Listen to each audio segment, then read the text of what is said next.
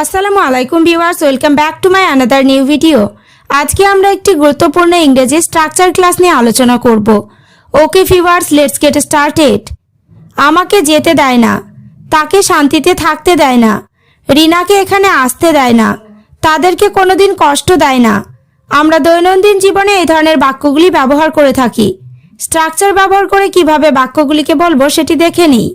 স্ট্রাকচারটি হলো not let plus object plus V1। দেয় না অর্থে স্ট্রাকচারটি ব্যবহার করব। এবার আমরা কয়েকটি এক্সাম্পল দেখে নেব। আমাকে যেতে দেয় না, নট লেট মি গো। এখানে নট লেট মানে দেয় না, মি মানে আমাকে অবজেক্ট, গো মানে যাওয়া verb. Not let me go মানে আমাকে যেতে দেয় না।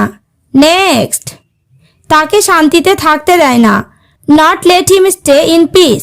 এখানে হিম মানে তাকে, স্টে মানে থাকা, ইন পিস মানে শান্তিতে। Not let him stay in peace মানে তাকে শান্তিতে থাকতে দেয় না। পরেরটা, রিনাকে এখানে আসতে দেয় না, not let Rina come here. এখানে নট লেট মানে দেয় না, কাম মানে আসা, হেয়ার মানে এখানে। Not let Rina come here মানে রিনাকে এখানে আসতে দেয় না। নেক্সট, তাদেরকে কোনোদিন কষ্ট দেয় না, not let them heart any day. এখানে দেম মানে তাদেরকে, হার্ট মানে যন্ত্রণা বা বেদনা দেওয়া, এনি ডে মানে কোনো দিন। Not let them heart any day মানে তাদেরকে কোনোদিন কষ্ট দেয় না।